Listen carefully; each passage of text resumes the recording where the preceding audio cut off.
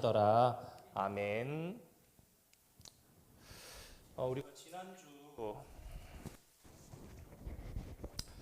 신약 성경이 어떤 책인지 생각을 해 보았었습니다. 신약 성경이 먼저 이렇게 어떤 구조로 되어 있는가. 그래서 크게 세 덩어리로 나누어진다고 말씀을 드렸었죠. 그래서 복음서, 역사서, 그리고 서신서. 혹시 이 서신서를 혹 나눠서 계시록, 그래서 묵시록으로 이렇게 네 개로 나누기도 합니다.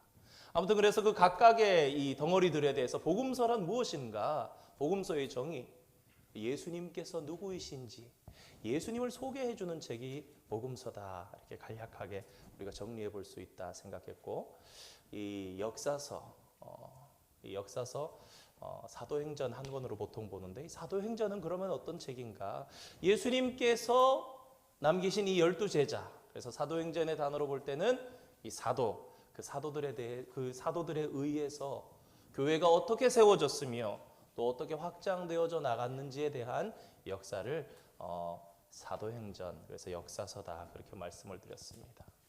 서신서는 사실은 종류도 몇 가지를 더 나눠볼 수 있고, 교회가 받는 편지, 개인이 받는 편지, 교회 공동체가 받는 편지, 또 해람하면서 이제 받는 편지, 또 쓴 이제 수신자에 따라서도 여러 사람들로 나눠지기도 하는데, 일반 서신, 공동 서신 나눠지기도 하는데, 그냥 하나로 쉽게 우리가 생각한다면 보통 보편적으로 교회들에 쓴 편지, 사실 오늘날 같으면 목회자가 신방을 가거나 그런 경우를 통해서 전화를 하거나 그럴 수 있는 방법이 있겠습니다만은, 어려움을 겪거나 교회에 문제가 있을 때에 신방을 먼 거리 가운데 하지 못하는 그런 상황 가운데서 거기에 대해서 사도들이 어떻게 하는 것이 옳은 것인지 기도하면서 남긴 그러한 편지다라고 생각하시면 되겠습니다. 그래서 그 내용들이 오늘날 교회, 우리 교단의 법에까지 이렇게 이제 스며들어서 나타나고 있는 그런 부분들이 있겠다고 말씀을 드렸었습니다. 자, 그러면은 신약 성경 중에 어떤 책이 가장 먼저 쓰였는가라는 것을 크게 생각해 볼 때, 우리는 보통 당연히 복음서가 제일 먼저 쓰였을 것이다라고 생각을 하실 거예요. 근데 지난 수요일에 아니라고 말씀을 드렸죠. 서신서가 가장 먼저 쓰여졌을 가능성이 훨씬 높습니다.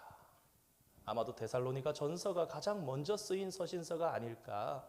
40년대 후반경부터 50년대 초반경. 사실 복음서는 AD 30년경에서 40년경 사이에는 문서화되어 있는 복음서가 없었습니다. 사도들과 이 초대교회를 통해서 구전으로 전해 내려오던 이 예수님에 대한 이야기가 한 40년대경에서 한 50년경 그 사이에 이제 문헌으로 남기 시작한다고 말씀을 드렸고, 그러다가 이제 AD 한 70년경에 최초로 쓰여진 복음서가 마가복음일 것이다, 그런 말씀을 드렸습니다. 근데 AD 70년경이면 베드로도 죽고 바울도 죽습니다. 요한 정도 살아남고 야고보도 죽습니다. 이런저런 이야기들을 보면은, 그러니까 거의 모든 서신서는 다 기록된 뒤에요. 그리고 마가복음이 제일 먼저 쓰이고, 그로부터 한 5년 10년 후에 마태복음, 그리고 그 뒤로 한 5년 뒤에 누가복음, 그리고 한 5년 10년 뒤에 요한복음이 쓰여지는 그런 연대를 추정하고 있습니다. 그러니까 사실 서신서가 더 먼저 쓰여진 것이죠. 그래서 저희가 지난 시간에 복음서를 창시한 사람이 마가다, 이런 말씀을 드렸지만, 그러나 마가가 전체를 다 자기가 독자적인 것을 썼는가, 그렇게 생각한다면 7가지 전승이 내려오는 것이 있었는데, 이 갈릴리에서 3가지 전승, 갈릴리에서 예루살렘으로 오시는 길에 있었던 1가지 전승 자료, 문서화되어 있던 40-50년경에, 그리고 예루살렘에서 있었던 일에 대한 3가지 전승 자료, 그래서 이것을 사이사이에 넣으면서 예수님께서 누구신가 1장에서부터 시작해서 쭉 설명하는 그런 것으로 최초로 복음서를 기록했다, 그런 말씀을 드렸습니다. 사실 마가는요, 굉장히 다급한 마음에 복음서를 썼습니다. 왜냐하면 AD 70년경에 예루살렘 성전이 무너졌어요. 로마가 3년 동안 에워싸고 공성전을 펼친 끝에. 그리고 마가가 기록했던 것 중에 한 가지는, 이 너희들이 죽기 전에 하나님의 나라가 임하는 것을 볼 자들도 있느니라 하고는 생각해보니 사도들이 거의 다 죽었단 말이에요. 그럼 곧 주님이 곧 오시겠구나. 그런 마음에 아주 급하게. 그래서 이 마가복음의 별명 중에 하나가 길복음서입니다. 왜냐하면 길에서도 당장 한두 시간 읽고 예수님을 메시아로, 나의 구주로 받아들이고 영접하는 그런 책으로 쓰인 책이 마가복음이기 때문에 그렇습니다. 그러면서 이 마태복음, 누가복음, 마가복음 이 세 가지를 공관복음이라는 말씀을 드렸었는데, 공통된 관점에서 한 방향에서 바라봤다 말씀을 드리면서 이런 말씀을 드렸습니다.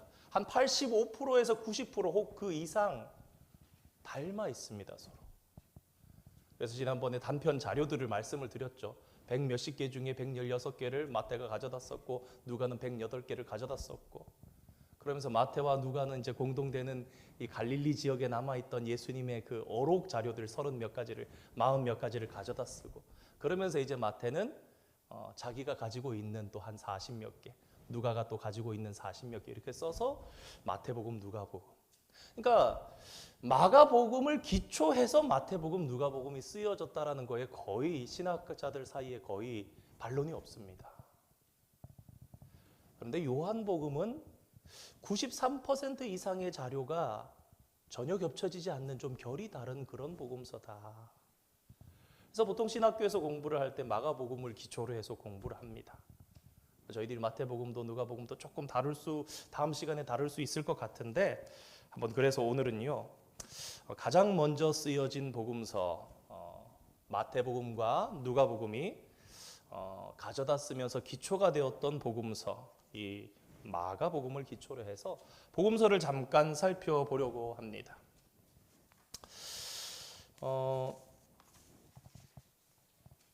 신약 성경은요, 유대인들이 지난 수세기 동안에 간직해왔던 소망을 예수님께서 성취하셨다. 그러니까 지난 수백 년 동안 유대인들이 원하고 갈망했던 것을 성취하신 분, 이루신 분이 예수님이다라고 증언합니다. 마태, 마가, 요한 사실 다 마찬가지죠. 그러니까 다시 말해서 복음서는 특히 예수님이 메시아다, 그것에 대해서 역설하고 있는 것입니다. 우리가 구약과 신약의 중간 시대에 대해서 살펴봤습니다. 그 구약과 신약 시대의 중간 시대에 있었던 일들은 이스라엘이 처참한 역사를 살았던 거예요. 어렵고 힘든 역사를 살았다는 거예요. 그 상황 속에서 말씀이 이야기하고 있는, 계시하고 있는 예수님에 대해서, 메시아에 대해서 생각했던 것이 아니라 오해된 메시아, 강력한 왕으로 오시는 메시아, 전쟁에 능한 정치적인 메시아를 기다렸고, 사실 그래서 예수님을 거부했다는 거죠. 근데 신약 성경이 얘기하는 것은 무엇인가? 너희가 거부했던 그 예수님이 진짜 메시아가 맞아라는 그 말씀을 하고 있는 것입니다. 그런데 그분이 과연 어떤 메시아였는가? 그분이 열어놓으신 메시아 시대의 본질은 무엇인가? 거기에 대해서 마가복음이 답변을 해주고 있는데요. 몇 가지 이렇게 굵직굵직한 이야기를 가지고 살펴보면서 오늘 이 하나님의 나라가 가까웠느니라 제목을 가지고 한번 생각해 보기 원합니다. 먼저 마가복음은 어떻게 시작하고 있는가, 시작을 한번 살펴봤으면 좋겠습니다. 여러분, 마가복음은요, 마태복음하고 누가복음하고 다르게 예수님의 탄생에 대해서 기록하지 않습니다. 첫 번째 이유는 빨리 예수님을 전해야 되니까. 여러분 잘 생각해 보세요. 마태복음의 주제는 왕으로 오신 예수님이에요. 그래서 왕에 걸맞게 동방 박사들이 경배하러 옵니다. 그게 이제 1장, 2장에 나오는 여러 가지 기사 중에 대표적인 걸 할 수 있겠습니다. 누가복음은요, 사람으로 오신 예수님에 대해서 강조하면서 약자, 여자들, 작은 자들, 노예들, 종들에 대해서 굉장히 많이 평등을 이야기하는 그런 책입니다. 그 속에서 걸맞게 무엇을 얘기하느냐? 한밤중에 고생하던 당시로서 어려운 일을 하고 있었던 3D 업종인 목자들이 예수님을 경배하러 왔다 그럽니다. 근데 마가복음은 그 얘기가 없단 말이에요. 자, 우리 오늘 성경 덮지 마시고 우리 한번 보도록 하겠습니다. 마가복음 1장, 우리 14절 15절 읽었으니까 바로 보시면 알 거예요. 우리 마가복음 1장 1절을 한번 읽어보겠습니다. 이게 중요하기 때문에 지금 한번 성경을 찾으면서 한번 알아보려고 합니다. 자, 과연 마가복음은 어떻게 시작하는가? 이 시작이 어떤 의미를 가지고 있는가? 자, 53면에 기록되어 있습니다. 함께 읽겠습니다. 시작. 하나님의 아들 예수 그리스도의 복음의 시작이라. 자, 여기에요. 하나님의 아들 예수 그리스도, 그리고 복음의 시작이다. 자, 이게 무슨 말이냐? 두 가지 단어가 중요합니다. 첫째로 하나님의 아들이다. 그리고 복음이다. 그러니까 복음이라는 이 두 단어가 중요한데, 첫 번째로 얘기할 것은 지금부터 소개할 분은 하나님의 아들이다, 이 얘기예요. 내가 지금 예수님을 소개하는 책이니까 그러면 과연 하나님의 아들에는 어떤 뜻이 들어있는가? 이 하나님의 아들이 무엇을, 갑자기 여러분 구약 성경이 끝나고 신약이 시작하는데 복음서가 하나님의 아들 예수 그리스도 복음의 시작이다. 게다가 중간에 신구약 중간에 400년간의 하나님의 말씀이 선포되지 않았던 흑암기를 지나고 시작하는 선포, 하나님의 아들 예수 그리스도 복음의 시작이다.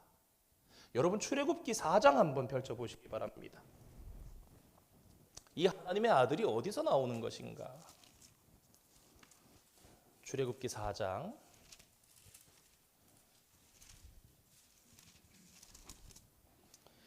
22절 말씀. 87면에 있습니다. 구약 성경 읽겠습니다. 시작. 너는 바로에게 이르기를 여호와의 말씀에 이스라엘은 내 아들 내 장자라. 여러분, 그러니까요, 하나님의 아들 예수 그리스도 복음의 시작이다. 하나님의 아들 예수 그리스도가 하나님의 아들이시다. 이 얘기가 뭐냐?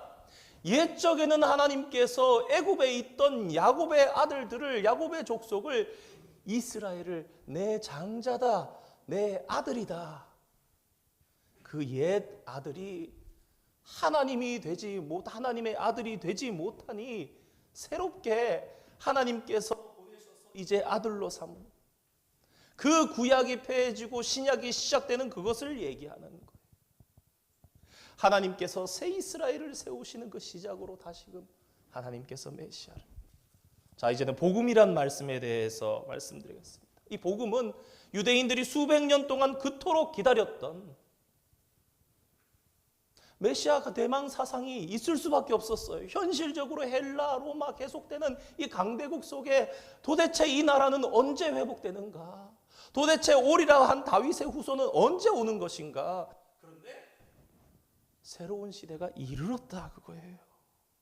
새 신분을 받았다, 새 생명을 얻었다. 다시 말해서 마가복음 1장 1절은 그런 선포입니다. 신약과 구약의 중간 시대를 끝내는 선포. 마침내 때가 왔다. 구약의 우리 선조들이 해내지 못했던, 하나님의 아들 되지 못했던 그것들이 끝나고 예수 그리스도, 우리의 구세주 그리스도 기름 부음을 받은 자가 오셨습니다 라고 선포를 하면서 시작하고 있습니다. 여기서 한 가지 잠깐 짚고 넘어갔으면 좋겠는데, 그렇다면 이 복음이다, 많은 사람들이 그런 생각을 합니다. 어떤 새로운 방법인가? 근데 전에도 한번 구약을 하면서 말씀드렸던 것 같은데, 하나님의 구원, 그것은 구약이나 신약이나 상관없이 하나님의 은혜에 의해서만 이루어지는 것임을 다시 한번 짚으려고 합니다. 우리가 그래서 죄를 지으면 심판이 있죠. 심판이 있었지만 은혜 때문에 다시 축복하시면서 열어주시는 거예요. 죄의 심판은. 그러니까 사실은 구약 성경이나 신약 성경이나 구약의 하나님이나 신약의 하나님은 같은 하나님으로서 그 하나님은 어떤 분이신가? 은혜의 하나님이시다. 하나님께서 은혜의 하나님이시니까 아담과 하와가 죄를 범죄했을 때 다시 한번 기회를 주시고, 노아의 시대에 지나면서 다시 한번 기회의 삶을 주시면서 다시 축복하시는 거예요. 생육하고 번성하라, 땅에 충만하라. 우리가 선지서를 통해서 배웠듯이 오리엔테이션 했던 하나님, 시내산에서 삶 가운데 디스오리엔테이션 되고 나라가 망하고 그러니까 리오리엔테이션 시켜주시는 선지자의 역할이 늘 리오리엔테이션, 다시 오리엔테이션. 얘들아, 너희의 삶이 그게 아니야. 역사서 가운데 그래서 계속 바라봐야 할 곳이 어디예요? 모세오경. 사람이 어떻게 살 것인가? 하나님의 백성이 어떻게 살 것인가? 자, 그렇다면 마가는 복음이라는 단어를 써서 무엇을 설명하려 하는가? 구약에 예언된 대로 예수 그리스도 안에서 유대인들의 꿈이 마침내 성취되었다. 메시아와 그의 시대가 결국 이르렀다. 그렇다면 이 마가는 그것을 뒷받침하기 위해서 어떤 이야기를 하고 있느냐? 그래서 저희들이 2절 말씀, 3절 말씀 요것까지만 한번 살펴보도록 하겠습니다. 자, 마가복음 1장 1절을 방금 읽었는데요. 2절 말씀 한번 읽어보겠습니다. 시작. 선지자 이사야의 글에 보라 내가 내 사자를 내 앞에 보내노니 그가 내 길을 준비하리라. 요 손가락 그대로 꽂으시고요. 출애굽기 23장 20절로 가겠습니다. 구약성경 두 번째 책 출애굽기 23장 20절. 여러분 지금 말씀들은 표시해 두시면 굉장히 좋습니다. 출애굽기 23장 20절 구약성경 118면입니다. 함께 읽겠습니다. 시작. 내가 사자를 내 앞서 보내어 길에서 너를 보호하여 너를 내가 예비한 곳에 이르게 하리니.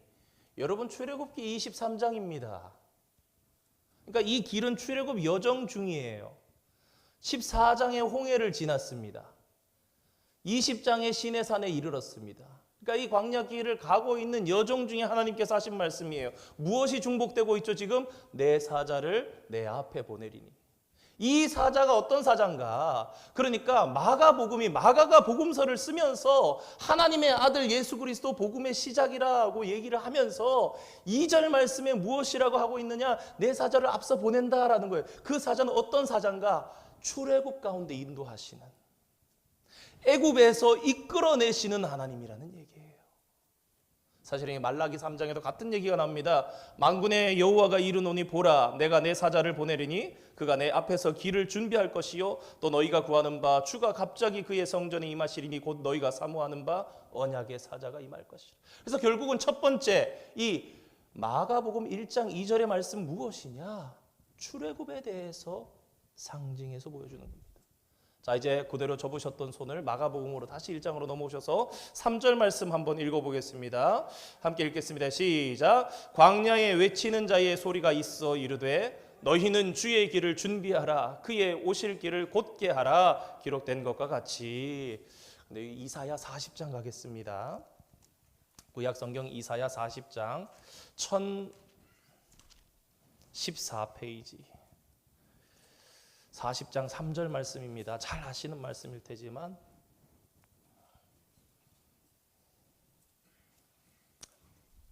(1014면) 이사야 40장 3절 읽겠습니다. 시작. 외치는 자의 소리여 이르되 너희는 광야에서 여호와의 길을 예비하라 사막에서 우리 하나님의 대로를 평탄하게 하라. 광야에서 외치는 자의 소리가 있다. 주의 길을 준비하라. 광야에서 그 길을 예비하라. 여러분 우리가 이거 선지서 할 때 이미 했습니다. 이사야 40장에서부터 시작해서 46장까지는 하나님께서 바벨론에서 출애굽이 아니라 바벨론에서 이끌어내시는 하나님. 하나님 이렇게 먼데 어떻게 갑니까?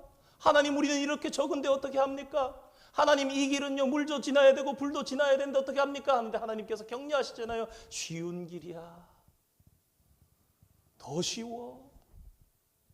내가 한 사람으로부터도 민족을 만들었는데 너희는 한 사람이 아니야. 격려하시면서 하셨던 그 말씀. 그러니까 이게 무슨 얘기냐? 그러니까 이런 얘기예요. 하나님의 아들, 옛날에 집회했던 그 인간이 아니라 하나님께서 보내신 그 아들로 시작하게 하시는 새로운 복음. 그런데 그 복음은 어떤 것인가? 이집트에서 출애굽해서 나온 출애굽해 나온 사건보다 이것은 더욱더 큰 일이며 너희들이 바벨론에서 돌아와서 살았던 그 일도 꿈만 같고 기적만 같았던 일인데 그 일보다 더 큰 일이 지금 일어난 거야 라고 하면서 마가복음을 시작하는 거예요. 얘들아 내가 복음의 시작 예수 그리스도 그분이 누구신가? 하나님의 아들을 얘기하려고 그래요. 그분은 우리의 민족의 역사 가운데 가장 큰 일로 꼽는 우리의 민족이 나라의 시작이었던 출애굽보다 큰 일이며 이 일은 우리가 바벨론에 70년간 포로되어서 돌아와서 우리가 여기서 이 땅에 살아가는 그 기적 같은 일보다 더 큰 일이야. 이게 시작되었어라는 그런 선포를 마가복음은 하고 있는 것입니다. 그러니까 얼마나 마가가 새 시대를 선언하면서 정말 엄청난 의미를 가지고 시작했는지 우리가 알아야 하겠기에 그래서 이 마가복음 1장 1절의 선포, 그것을 뒷받침하는 2절의 말씀, 3절의 말씀의 의미에 대해서 한번 생각해 봤습니다. 두 번째로 생각해 볼 것은 세례 요한의 준비입니다. 그리고 광야란 어떤 의미를 가지는가. 이런 예수님의 사역을 하나님께서는 먼저 세례 요한을 통해서 그 백성들을 준비시켰습니다. 요한의 사역은 광야에서 시작됩니다. 광야는 단순히 한적한 곳이 아닙니다. 광야는 기대감이 있는 곳입니다. 광야는 새로운 일이 시작되는 그러한 곳이면서 세상으로부터 분리시키는 곳, 택하신 한적한 장소라는 것을 생각해 볼 필요가 있겠습니다. 이 요한복음을 보면요, 세례 요한이 요단강에서 세례를 주는데 어디에서 줍니까? 두 가지로 답을 이렇게 보기를 드리겠습니다. 요단강 동쪽에서 세례를 줬을까요? 요단강 서쪽에서 세례를 줬을까요? 그러면 이제 마음이 막 어려워지시는 분들이 계실 것 같아요. 목사님, 우리를 괴롭게 하려고 그런 문제를 내셔가지고 저를 이렇게 합니까? 근데 왜 말씀드리느냐? 여기에 의미가 있기 때문에 그렇습니다. 여러분 기억하고 계십시오. 요단 동편에서 세례를 줬습니다. 우리 지금 페어링 되어 있나요? 잠깐만요. 제가 미러링 한번 해보겠습니다. 네. 자, 지금 이 화면에 보면 이제 갈릴리 바다가 위쪽에 파란색으로 있고 밑에 이제 사해 바다가 있어요. 여러분들 유인물에 있습니다. 자, 요단강이 위에서부터 아래로 지금 흐르고 있단 말이에요. 이렇게 까만색으로 제가 그어봤습니다. 그러면은 자, 여기가 동입니다. 이쪽이 서예요. 그러니까 세례 요한이 이쪽에서 세례를 주고 그런 사역을 했다라는 거예요. 이쪽에서 세례를 줬습니다. 그런데 요단 동편에 어떤 의미가 있는가? 여러분 엄밀하게 얘기해서 나중에는 뭐 길르앗 야베스 땅이다, 르우벤 갓 므낫세 반지파가 살았던 이쪽 땅은 사실 엄밀하게 하면은 가나안 본토는 아닙니다. 그들이 불순종하고 멸해야 할 일곱 족속의 땅이었기 때문에 그들이 대적해서 전쟁을 해서 이기고 쟁취하게 된 땅인데, 그래서 어떤 의미가 들어있는가? 여러분 있잖아요. 이스라엘 백성들이 세례를 여기서 받습니다. 여기 나와서 강을 이제 세례를 받고 난 다음에 강을 건너서 이스라엘 본토로 들어가는 거예요. 요단 동편에서 세례 요한에게 세례를 받아서 강을 건너서 본토로 들어가는 것을 얘기한다고요. 근데 이 세례 요한의 세례가 독특한 것이 무엇이냐면요, 유대인에게 세례를 베풀었다는 겁니다. 그러니까 이스라엘 사람들에게, 하나님을 아는 사람들에게. 이게 사실은 굉장히 생소한 거였습니다. 왜냐하면 이방인들이 유대교로 개종할 때 했던 것이 세례예요. 근데 세례 요한은 회개를 외치면서 세례를 받고 이스라엘 백성들인데 세례를 베풀고 회개에 합당한 삶을 살게끔 요청했다라는 겁니다. 여러분 한번 생각해 보십시오. 홍해를 건너서 이스라엘 백성들이 옵니다. 요단강을 건너서 이스라엘 백성들이 갑니다. 여러분 이 안에 세례를 통해서 새 출애굽에 대한 의미가 사실은 들어있는 거예요. 그러니까 세례 요한이 유대인들에게 세례를 촉구했다는 것은 무슨 얘기냐? 너희들이 아브라함 자손이라고 얘기하느냐? 그걸로 충분하지 않다라는 얘기라는 거예요. 하나님께서 원하시는 게, 예수님 그러셨잖아요. 너희들이 혈육으로 너희들이 아브라함의 자손이라고. 그거 아니라 그러셨잖아요. 그러니까 민족적인 어떠한 신분에 관심 가지시는 분이 하나님이 아니시다. 하나님께서는 무엇을 원하시는가? 여러분 우리가 그래서 우리 기독교 안에서 강조하는 게 뭡니까? 하나님 원하시는 거 회개입니다. 회개는 뭡니까? 돌이켜 하나님께로 돌아가는 것. 관역이 어긋나간 것이 돌이켜서 하나님께로 돌아오는 것. 그래서 우리가 늘 기억해야 하는 것이 무엇인가? 우리의 회복은 오직 하나님께로 돌아감밖에 없다. 우리의 육신은, 우리의 생각은 답이 없는 존재인데 우리가 돌아갈 수 있는 방법은 회개하는 것밖에 없다. 자, 그 다음으로 생각해 볼 것은 예수님의 세례입니다. 그리고 과연 예수님은 세례가 필요하신 분인가? 그렇다면 예수님 왜 세례를 받으신 것인가? 세례요한은 자신이 하는 사역을 능가하는 완전한 사역을 수행할 분에 대해서 이야기를 합니다. 예수님을 소개한 거죠. 근데 이 소개가 어떻게 이루어지는가? 예수님께서 세례 받으시러 친히 세례 요한이 세례를 베풀고 있는 그 강가로 나온 겁니다. 그때 이제 세례 요한이 성령으로 알아듣고 하나님의 이 계시하심으로 보고는 보라, 세상 죄를 지고 가는 하나님의 어린 양이다라고 얘기를 하죠. 예수님은 죄 용서함을 받기 위해서 세례 요한이 세례 베푸는 그 세례터로 나오신 것이 아닙니다. 우리가 상식적으로도 알 수 있듯이 실제로 예수님께서는 아무 죄도 없으십니다. 그래서 동정녀 마리아에게 성령으로 잉태되신 것이고 사실 어떠한 용서를 받으실 필요가 없으셨죠. 그래야만 사람으로서 친히 사람의 죄를 담당할 수 있기 때문에. 그렇다면 왜 그런가? 여기에 의미가 들어 있습니다. 이것도 사실은 이제 다음 주 14과 할 때 좀 더 자세히 할 텐데 그래도 한두 가지 정도만 말씀드리겠습니다. 예수님의 생애의 사건들은요, 사실은 이스라엘의 역사가 담겨 있습니다. 예수님께서 단순하게 삶을 사시다가 십자가의 사역을 감당하신 게 아니에요. 그 시작부터 이스라엘의 역사의 모습을 답습하고 있는 거예요. 세례를 받으십니다. 물을 건너가십니다. 출애굽 1세대는 홍해를 건너왔습니다. 출애굽 2세대는 요단강을 건너가는 무슨 얘기입니까? 이 세례가 무슨입니까? 다시 태어남을 의미하는 거 아닙니까? 죄된 나는 죽고 하나님의 사람 내가 태어나는 겁니다. 그걸 예수님 그대로 하셨다. 그 어디로 가십니까? 세례 받으시고 광야에 가십니다. 이스라엘 백성들이 40년 동안 광야에서 유랑했던 것처럼 예수님께서는 40일간 광야에서 금식하십니다. 그런 다음에 광야에서 사탄에게 시험을 받으십니다. 이스라엘 백성들을 광야에서 시험을 하나님께서 그러시죠. 신명기에 낮추시고 시험하사 나를 믿는지 믿지 아니하는지.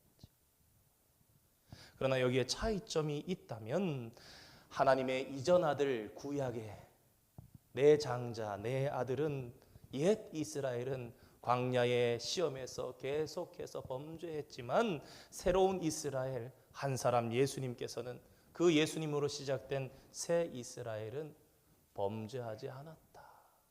시험을 이기셨다. 그런 의미도 들어 있습니다. 자, 우리 세례 받을 때에 들려온 음성, 여기에도 굉장히 중요한 것이 있어서 우리 마가복음 1장 11절 말씀인데요. 그런데 예수님께서 세례 받으실 때 하늘로부터 들려오는 음성이 있었습니다. 그런데 이 음성 속에 예수님의 생애와 사역의 본질이 들어 있어서 이것만 좀 살펴보도록 하겠습니다. 우리 마가복음 1장 11절 말씀 한번 읽어보겠습니다. 시작. 하늘로부터 소리가 나기를 너는 내 사랑하는 아들이라 내가 너를 기뻐하노라 하시니라. 아멘. 근데 여기에는 사실요, 여러분 요 11절 안에 앞뒤에 두 문장이 있는데 그걸 한번 중간을 한번 나눠서 생각해 보시기 바랍니다. 여기에 구약에 두 말씀이 들어가 있습니다. 첫 번째로 너는 내 사랑하는 아들이라. 여러분 잘 아시는 찬양 너는 내 아들이라. 여러분이 너는 내 사랑하는 아들이라 이 말씀은요 시편 2편 7절에 나와 있는 말씀입니다. 너는 내 아들이라 오늘날 내가 너를 낳았도다. 그 말씀인데요. 이게 뭐냐? 여러분 이 시편 2편이 언제 쓰였느냐? 구약의 역사 속에서 여러분이 다윗의 후손들이 왕으로 취임할 때 기름 부음 받던 대관식에서 사용되던 구절이 이 시편 2편. 특별히 7절의 말씀. 너는 내 아들이라. 그러니까 이것은 다윗의 후손 되신 예수님께서 취임하시는 것과 같은 왕으로 취임하시는 것 같은 그런 의미가 있는 거예요. 너는 내 아들이라 하늘에서부터 친히 음성이 나는 거. 왕이라는 겁니다. 다윗의 자손이 내가 보내리라 한 그 자손이 마침내 오셨고 그분이 예수 그리스도시다. 그런 다음에 그러면 이제 우리 두 번째 문장을 살펴봐야 되겠죠. 두 번째 문장은 무엇이라고 그럽니까? 내가 너를 기뻐하노라. 여러분, 이 말씀은 이사야 42장에 나오는 말씀인데요.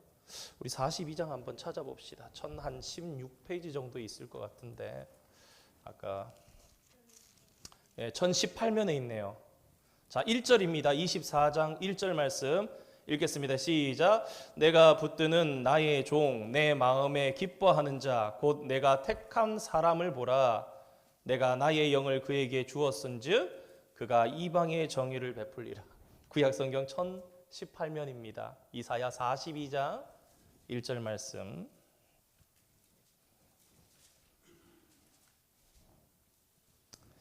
그래도 한번 함께 다시 한번 읽어보겠습니다. 1018면 구약성경 이사야 42장 1절 말씀 다시 한번 읽겠습니다. 시작. 내가 붙드는 나의 종, 내 마음에 기뻐하는 자, 곧 내가 택한 사람을 보라. 내가 나의 영을 그에게 주었은즉 그가 이방의 정의를 베풀리라. 아멘. 근데 그 말씀의 중간에 나오죠. 내 마음에 기뻐하는 자. 마가복음 1장 11절의 후반부의 문장이에요. 근데 그 앞에 아주 중요한 단어가 있습니다. 이 이사야 42장의 제목이 종의 노래입니다. 예수님이 종같이 오셨다라는 것을 노래한. 그래서 그 앞에 아주 중요한 단어가 있습니다. 내가 붙드는 나의 종.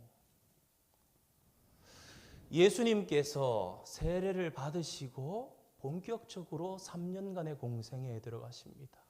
이 예수님의 공생애는 예수님의 삼중직, 왕이요 제사장이요 선지자로서 시작되는 이 삼중직이 들어가는 그 안에서 첫 번째로 하나님 선포하시는 거예요. 왕이야.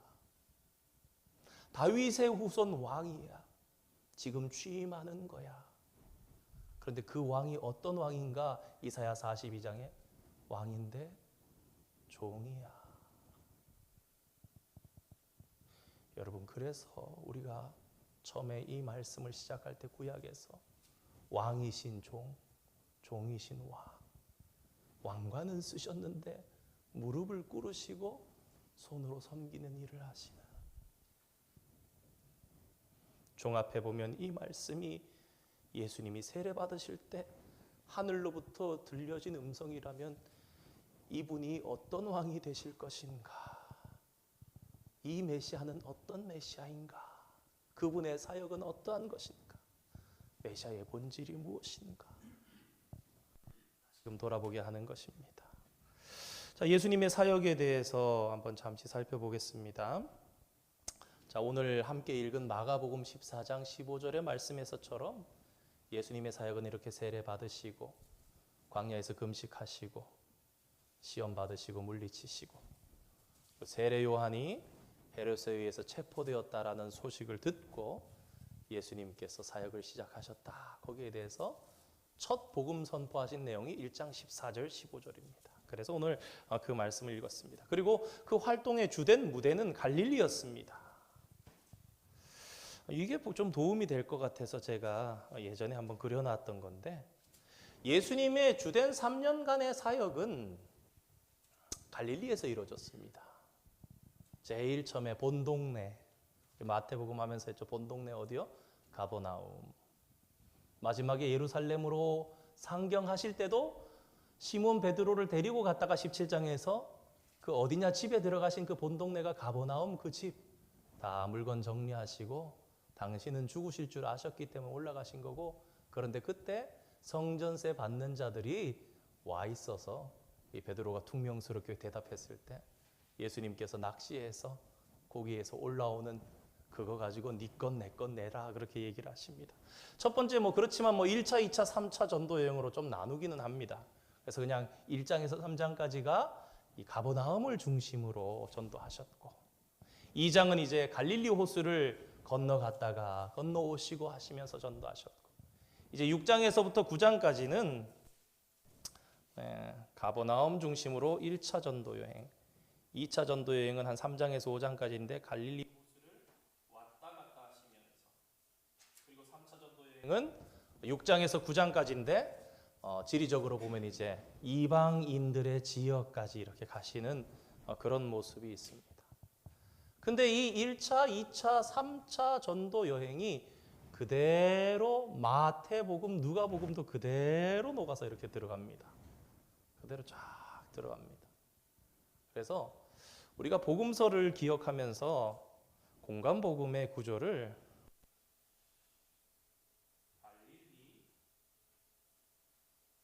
예루살렘 구조다 이렇게 얘기를 합니다. 왜 이런가?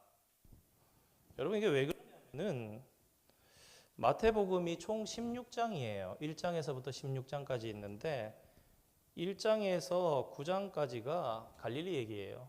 복음 전하셨던 얘기. 그 다음에 이 10장은 이제 예루살렘 올라가는 상경기입니다.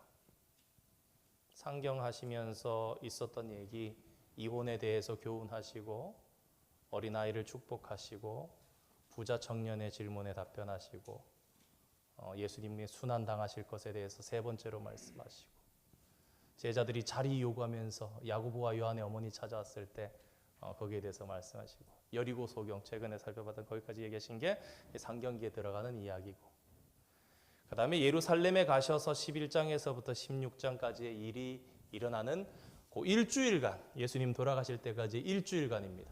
11장의 입성 12장의 종교 지도자들하고 싸우는 거 가이사에게 세금 바치는 게 옳습니까? 하나님께 바치는 게 옳습니까? 부활에 대해서 사두개인들이 믿지 않으니까 7 형제가 있었는데 큰형이랑 결혼했던 형수가 죽어서 그 동생의 와이프가 되다가 결국 다 죽었는데 부활해서 천국 갔을 때에 이 와이프는 누구의 와이프입니까? 그런 질문을 했던 그 부분.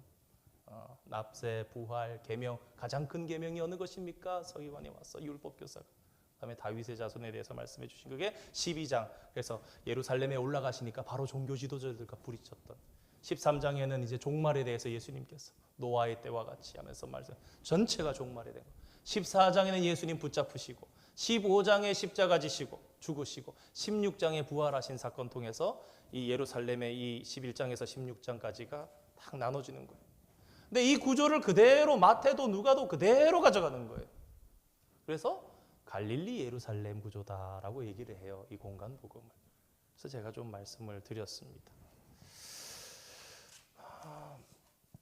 그런데 이 요한 복음에 보면 이제 예수님께서 갈릴리에서 복음을 전하시다가 예루살렘에 올라오시는 일들이 6월절이 3차례가 언급이 됩니다.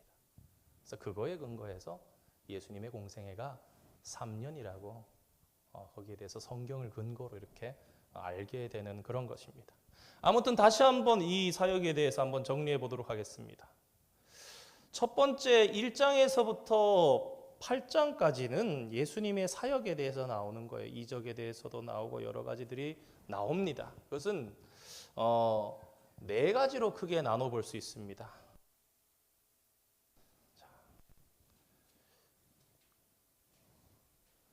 이 그림을 첫 번째 그림 보시면 되겠습니다. 이거 뭘까요? 광야에 있던 놋뱀을 상징하는 건데 우리 그 앰뷸런스에도 그려져 있죠. 질병을 치유하신 거예요. 질병을 치유하신 예수님. 첫 번째 페이지에 있습니다. 자, 여러분 요 두 번째 그림은 뭘까요? 이거 저도 알아보기 어려웠습니다. 지금 첫 번째 그림의 오른쪽에 아래쪽에 녹색으로 뱀같이 이렇게 꼬불꼬불하게 지팡이에 있는 거 질병을 고치신 예수님. 두 번째 그림 파란색에 뭐 이렇게 하얀색이 이렇게 덮여 있는 요거는 자연 풍랑을 잔잔하게 해주신 바람과 바다를 꾸짖으신 자 이거는 뭘까요? 사탄이죠. 사탄에 대해서 귀신을 쫓아내신 거. 죽기 사건. 마지막에 이 해골 너무 쉬울 것 같은데요. 자, 죽음에 대한 이적. 야이로의 딸을 살리셨다던가. 근데 이게 각각 어떤 의미를 가지고 있는가? 이 질병에 대한 것은 하나님께서 선지자 이사야에게 예언하셨던 것처럼 정말 병을 고쳐주시는 그분이 메시아일 것이다. 이 자연에 대한 이적은 무엇이냐? 예를 들어서 풍랑을 꾸짖으시니 잔잔해졌다. 하나님께서 구약에 행하셨던 자연이 이루어지는, 반석이 갈라지면서 물이 나오고, 자연에 대해서 하나님께서 명령하시니까 그대로 되어지는 일을 행하시는 그분, 그리고 귀신을 쫓아내신다는 것은 예수님께서 오시자 사탄의 세계가 파멸당하게 되는 것에 대한 그 시작, 그리고 죽음에 대한 이적은 메시아가 죽은 자를 살릴 것에 대한 거예요. 그래서 사실은 이 중간에 있는 것은 이게 마가복음 1장에서부터 8장까지 이루어지는 기적들에 대한 내용들인데, 이것을 통해서 무엇을 생각하는가? 이런 일을 행하시는 이분이 누구지? 예수라고 소개하는, 이름만 예수라고 알고 있을 뿐에 이 사람이 누구야? 그래서 궁금증을 가지게 되는, 그래서 이분이 그리스도다, 메시아다라는 것을 증언하는 것이죠. 자, 그래서 한번 정리해 보도록 합시다. 자, 왼편에 있는 것은, 자, 예수님께서 중간에 요 갈릴리의 가버나움에서 전도를 시작하셨던 그 1차, 2차, 3차로 좀 더 자세하게 나눠 봤었는데, 나중에 이제 데가볼리 지역이라든가 가이사라 빌립보, 너희는 나를 누구라 하느냐, 수로보니게 여인 두로시돈 있는 이 지역, 이런 부분들까지 다니시면서 전도하셨던 1장에서 9장까지의 내용, 그리고 예수님께서 예루살렘으로 상경하시는데 이렇게 가시는 거예요. 예루살렘으로 가시는 그 내용. 자, 예수님께서 세례를 받으실 때 두 가지가 나타났다 이거예요. 마가복음 1장 11절이었죠. 앞문장과 뒷문장 뭐예요? 시편 2편 7절 말씀. 너는 내 아들이라. 왕의 취임식. 그런데 또 동시에 뭐냐? 이사야 42장 1절 말씀. 왕인데 무릎을 꿇으셨어요.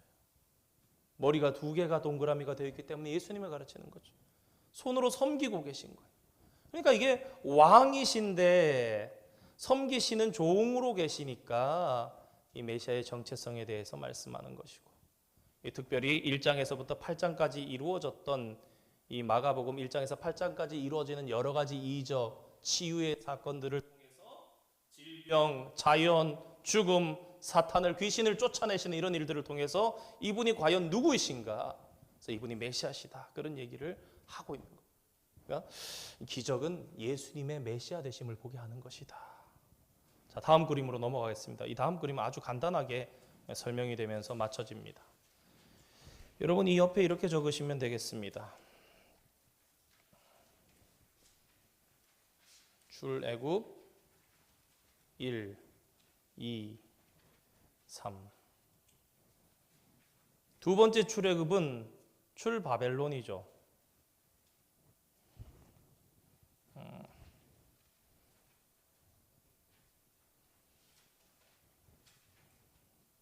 네. 자, 하나님께서 이스라엘 백성들을 출애굽시키셨습니다. 아, 끊어졌어요? 아이고.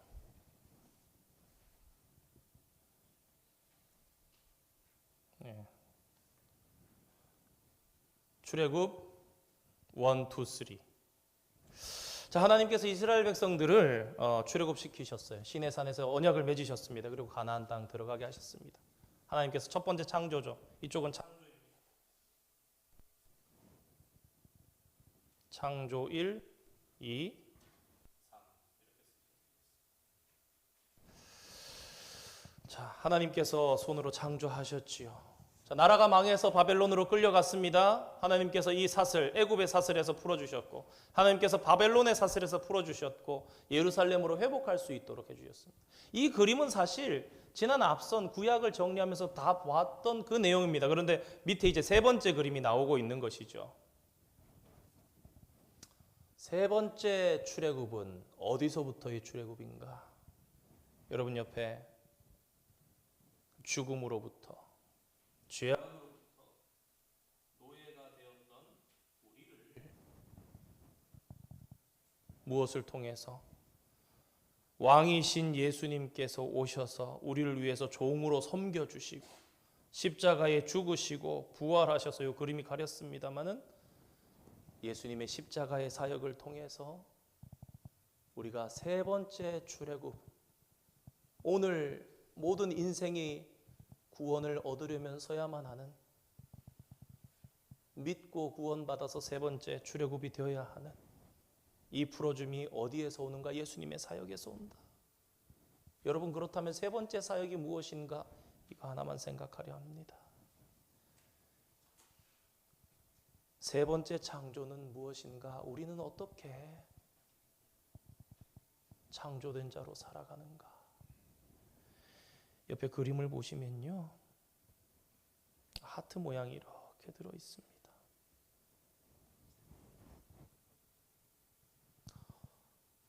우리가 어떻게 출애굽한 자로, 출바벨론한 자로 새로운 세 번째 창조로 살아갈 수 있는가?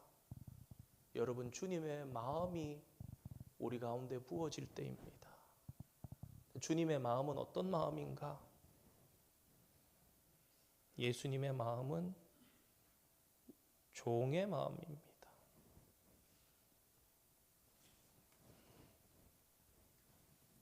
오늘 다 잊어버리셔도 이거 기억하셨으면 좋겠습니다.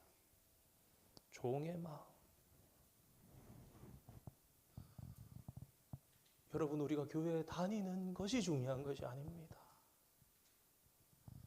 진짜 저와 여러분이 구원받았으면, 정말 예수님이 나의 구주시라면 우리 안에 증거가 있어야 되는데, 그 증거가 무엇인가? 예수님 닮은 마음이 있는 거예요. 종의 마음. 그건 어디에 나오는가? 하나님의 사랑 가운데 우리가 이렇게 푹 젖어들었을 때, 내가 주님처럼 종으로 살아야 되는 그 종의 마음을 품게 되는 거예요. 사랑하는 성도 여러분, 우리는 지금까지 복음서를 통해서 보여주시는 예수님의 사역을 살펴봤습니다. 예수님의 사역이 어떤 사역이라고 말합니까? 다시 한번 말씀드립니다만, 그분은 왕이신데 종으로 섬겼다는 거예요. 어디까지 섬기셨습니까? 끝까지 섬기셨어요. 죽기까지 섬기셨습니다. 그 섬김을 통해서, 그 섬김 때문에 오늘 저와 여러분이 구원을 받았습니다. 그렇다면 구원받은 우리가 마땅히 행할 길, 그것은 어떤 길입니까? 예수님을 따르는 길이요, 그것은 십자가의 길입니다. 그렇다면 십자가의 길은 과연 무엇인가? 예수님처럼 섬기는 겁니다. 우리가 진짜 성도라면, 우리가 진짜 그리스도인이라면 종의 마음이 있어야 합니다. 사랑하는 성도 여러분, 진정 섬기는 것과 지는 것이 하나님의 나라에서 이기는 것임을 깊이 깨닫는, 다시 깨닫는 저와 여러분 되었으면 좋겠어요. 오늘날 목사님들도 안 그러던데요. 교회 오래 다니신 분들도 안 그러던데요. 속지 않아야 합니다. 우리가 복음의 진리 가운데 놓치지 않아야 할 것, 이건 여러분 전 세계 어디를 가셔도 똑같은 거예요. 사람에게 속지 마시기 바랍니다. 복음은 분명하게 얘기합니다. 너희들이 진짜 내 아들이라면, 너희들이 진짜 주님을 믿는 자라면 종의 마음이 너희 속에 있어야 해. 지는 것이 이기는 것임을 아는 자예요.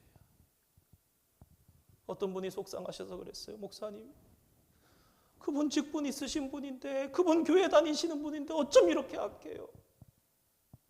너무너무 속상하고, 교회 큰 일꾼인데 정말 그분 하나님 믿는 거 맞습니까? 답답해가지고 가슴을 치면서 그런 말씀입니다. 사랑하는 성도 여러분, 사람 보고, 목회자 보고 실망하지 마시기 바랍니다. 이 진리는 분명한 진리입니다.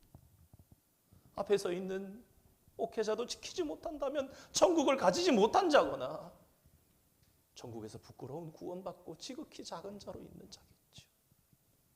그러므로 사랑하는 성도 여러분, 여러분들께서는 어떠한 환난이나 시험이 다가온다 할지라도 이 예수님의 가르치심과 삶을 반드시 기억하시면서 정말 섬기는 삶으로, 이기기보다 지는 삶으로, 진짜 예수님 닮은 삶으로 살아나가면서 주님의 자녀다운 삶을 살고 주님의 기쁨 되시는 저와 여러분 되시기를 주님의 이름으로 축원드립니다. 우리 잠시 기도하고 주기도문으로 마치면 좋겠습니다. 우리 말씀 받은 것처럼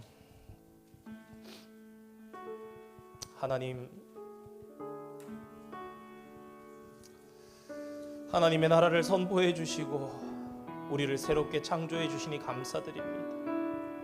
정말 하나님의 사랑 안에 푹 젖어서 종의 마음으로 종처럼 섬기는 예수님 닮은 자 되게 하여 주시옵소서. 기도해 주시고 예배가 새롭게 계속해서 세워지는 우리의 삶이 되게 하여 주시옵소서. 은혜 받은 그 마음, 하나님의 은혜를 계속 붙잡고 살아가는 우리 교회 되게 하여 주시옵소서. 기도하시고 어려움 가운데 있는 성도들을 위해서 기도해 주시고 우리 선교지를 위해서 기도해 주시기 바랍니다. 우리 잠시 함께 한 2-3분간 받은 말씀과 또 몇 가지 기도 제목으로 함께 합심해서 기도하고 주기도문으로 예배 마치도록 하겠습니다. 거룩하신 아버지 하나님, 주님의 은혜와 사랑을 감사드립니다. 예수님의 사역의 본질이 무엇인지, 예수님의 사역이 어떠한 성격을 가지고 있었는지 아버지 하나님 복음서를 시작하면서 살펴보았습니다. 하나님, 그러면서 저희들이 이 시간 깨달으며 생각하는 것, 정말 우리가 성도라면, 정말 우리가 그리스도인이라면 우리의 삶 속에, 우리의 마음 속에 종의 마음이 있어야 한다는 것에 대해서 생각해 보았습니다. 이것은 분명히 살아있는 진리입니다. 하나님, 저희들이 어느 누구도 피할 수 없으며 행해야만 하는 아버지 하나님 삶의 원칙이어야만 합니다. 하나님, 과연 오늘 주님을 믿는 자로서 저희의 마음 속에 아버지 하나님 종의 마음이 있습니까? 남을 섬기는 그러한 삶이 있습니까? 주님을 닮은 삶이 아버지 하나님이시여 정말로 주님의 마음 속에서 피어나고 아버지 주님의 사랑 속에서 실천되어지는 저희들의 삶이 되기를 소망합니다. 하나님, 우리를 보호하시고 지켜주시고 사랑해 주시사 종의 마음을 오늘도 허락하여 주시옵소서.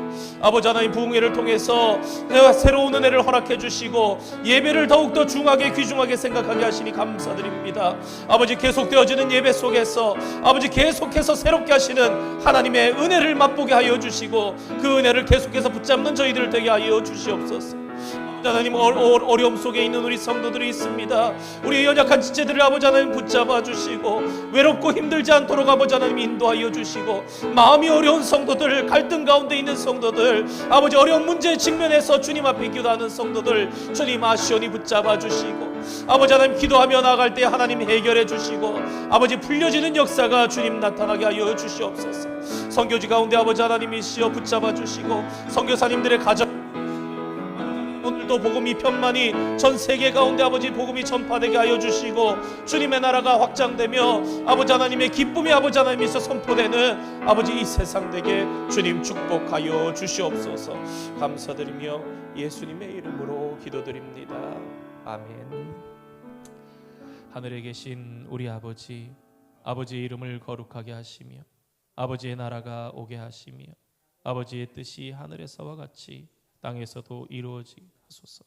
오늘 우리에게 일용할 양식을 주시고 우리가 우리에게 잘못한 사람을 용서하여 준 것 같이 우리 죄를 용서하여 주시고 우리를 시험에 빠지지 않게 하시고 악에서 구하소서. 나라와 권능과 영광 영원히 아버지의 것입니다. 아멘.